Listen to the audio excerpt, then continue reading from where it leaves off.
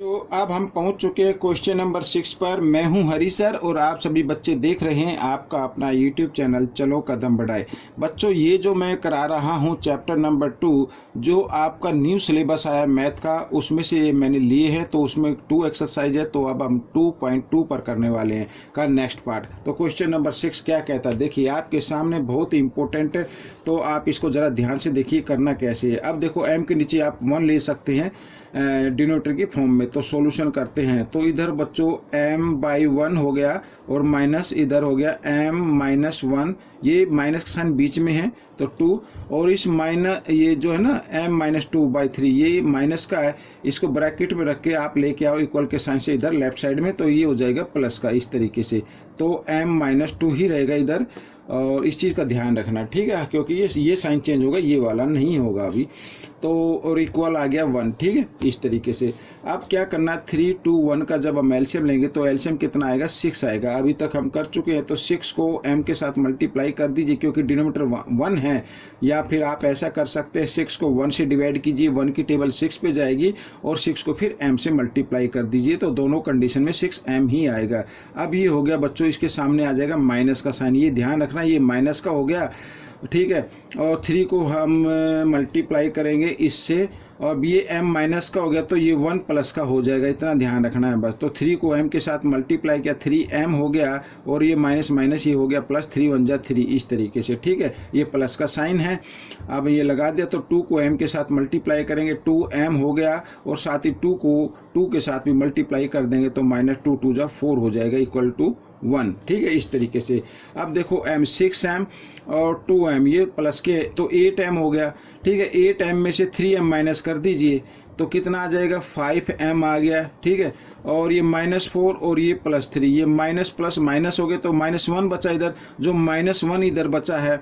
अभी देखते हैं क्या करना है उसका, -1 का ध्यान रखना, -1 बचा है, तो ये 1 आ गया, 6 इधर डिवाइड में, तो इधर आकर ये मल्टीप्लाई की फॉर्म में आ गया, ठीक है, इस तरीके से। आइए इसको आगे कर लेते हैं, तो 5m और इक्वल यहाँ पर आ गया 6 1 जा 6। अब देखो -1 है इधर, इधर आकर ये +1 हो जाएगा। एक बार फिर देखो, ये -4 और ये +3, माइनस प्लस माइनस होते तो 4 में से 3 माइनस करेंगे 1 आएगा, लेकिन बड़े नंबर के सामने माइनस का साइन है इसलिए -1 रहेगा, और -1 को जब हम इक्वल के साइन से इधर लेके आएंगे तो +1 बन जाता है इस तरीके से।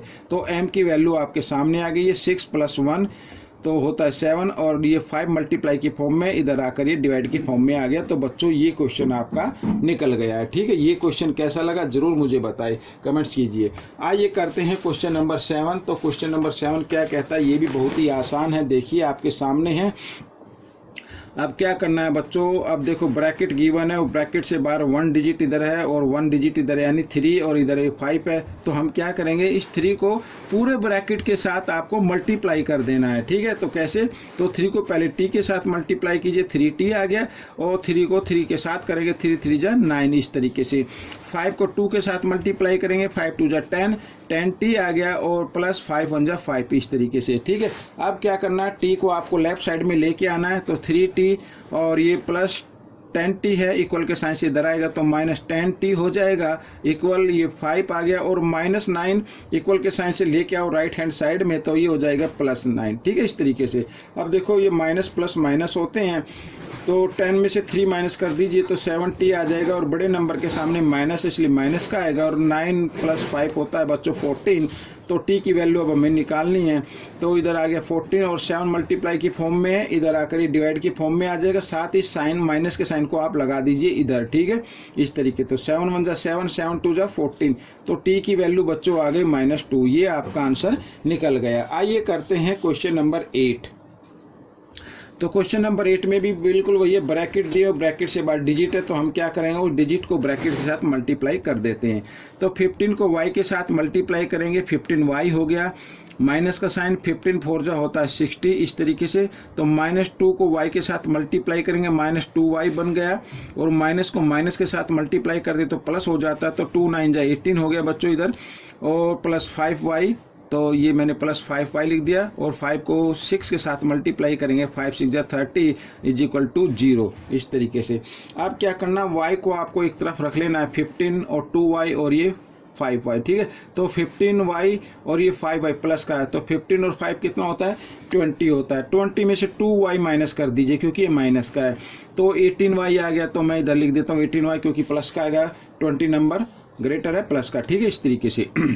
अब क्या करना है, देखो अब ये -60 है और ये +30 है, तो माइनस प्लस माइनस होते हैं, तो 60 में से आप 30 माइनस कर देंगे तो 30 बचेगा, माइनस का 30 बचेगा क्योंकि बड़े नंबर के सामने माइनस का साइन है, तो -30 और ये +18, ठीक है। अब 30 में से 18 माइनस कर दो तो क्या आएगा बच्चों, 12 आएगा, और बड़े नंबर के सामने माइनस का साइन है इसलिए माइनस का 12 आएगा, इस तरीके से ये, ठीक है, ये बन गया। अब क्या करना है बच्चों, अब आपको y की वैल्यू निकालनी है, तो -12 है, इक्वल के साइन से इधर ले आओ, +12 हो गया, और 18 मल्टीप्लाई में इधर आकर ये डिवाइड की फॉर्म में आ गया। 6 की टेबल में आते हैं दोनों नंबर, 6 से डिवाइड कर दीजिए, 6 2 = 12, 6 3 = 18, तो y की वैल्यू क्या आ गई, 2y3, ये आपका आंसर निकल गया। तो इस तरीके से अगर आप ज़्यादा से ज़्यादा प्रैक्टिस करेंगे तो जल्दी निकल कर पाएंगे, ठीक है। आइए करते हैं क्वेश्चन नंबर 9। तो क्वेश्चन नंबर 9 क्या कहता है, ठीक है, बिल्कुल सेम वैसे ही है। तो पहले ब्रैकेट जो डिजिट दिया हुआ ब्रैकेट के साथ मल्टीप्लाई कर लेते हैं, तो 3 5 = 15, 15z और -3 7 = 21, और यहाँ पर है 2, ठीक है, 2 9 = 18, तो -18z आ गया ये, और माइनस माइनस प्लस होते हैं, तो 2 11 = 22, इक्वल का साइन, तो 4 8 = 32z, ठीक है, और -13 4 = 52 होता है बच्चों, और ये ब्रैकेट से 12 -17, इस तरीके से। अब आपको क्या करना, z को टुगेदर कर देना, तो 15z और -18z, तो ये माइनस ये प्लस माइनस होते, तो -3z आ गया, इस तरीके से, ठीक है। और ये प्लस है ये माइनस है, ठीक है, तो +1 बचेगा, भाई प्लस माइनस माइनस होते हैं, तो +1 बच गया, इस तरीके से यहाँ पर। अब इधर देखो ये 32 है, इसको भी ले आओ इधर बच्चों, ठीक है, 32z है प्लस का, इधर आकर ये माइनस का हो जाएगा, -32z लिख देता हूँ मैं, इस तरीके से, ठीक है।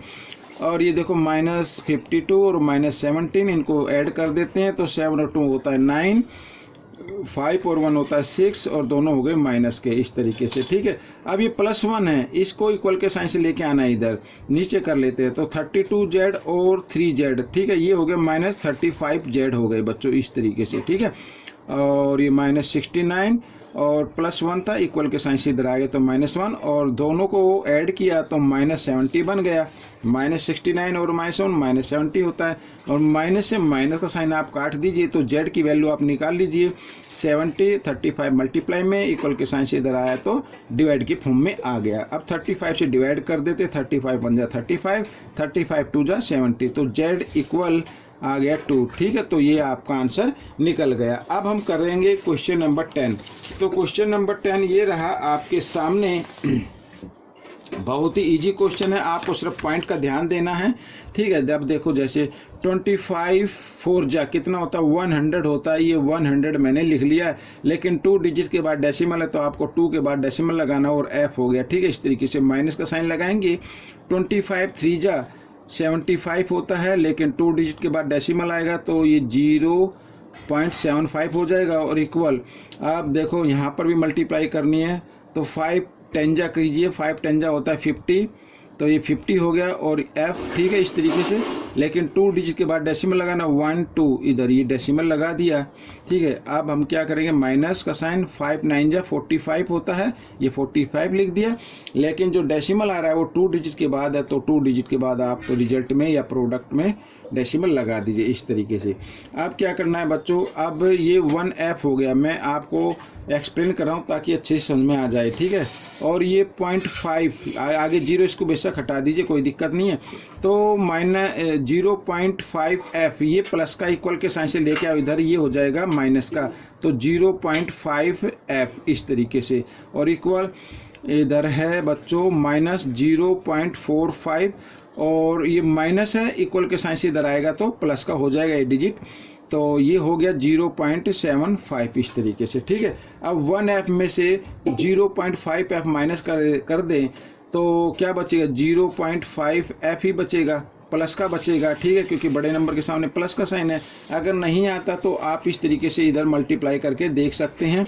1.0 लगा लीजिए और 0.5 एफ को आप इधर लिख सकते हैं या ना भी लिखे तो इसको आपको माइनस करना, तो आपका आंसर आ जाएगा, ठीक है। अब इक्वल का साइन, ठीक है। अब ये देखो ये माइनस है, सॉरी ये प्लस है, ये माइनस है, तो 0.75 में से 0.45 आपको क्या करना है, माइनस कर देना है। तो 5 में से 5 गए 0 और 7 में से 4 माइनस करेंगे 3 और यहाँ पे आ गया डेसिमल 0, ठीक है, इस तरीके से। तो अब देखो बच्चों इधर मैं लिख देता हूँ 0.30 इस तरीके से, ठीक है। अब क्या करना है, अब आपको इसमें पीछे 0 है तो इसको आप हटा दीजिए, ठीक है, ये हट गया। अब इसमें भी 1 पीछे से 1 डिजिट के बाद डेसिमल है, इसको भी हटा दे, आप पीछे से 1 डिजिट के बाद डेसिमल है, ये भी हट गया। तो एफ की वैल्यू आ गई आपको बच्चों 3/5। एफ की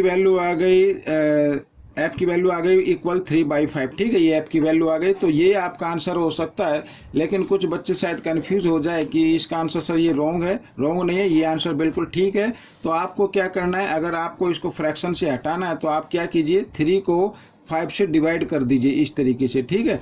तो 5 की टेबल में 3 तो आता नहीं, हम क्या करेंगे 0 और पॉइंट लगा के एक 0 लगा लेंगे, तो 5 6 जा 30, ठीक है, तो इस तरीके से आ जाएगा। तो आपका आंसर 3/5 हो सकता है।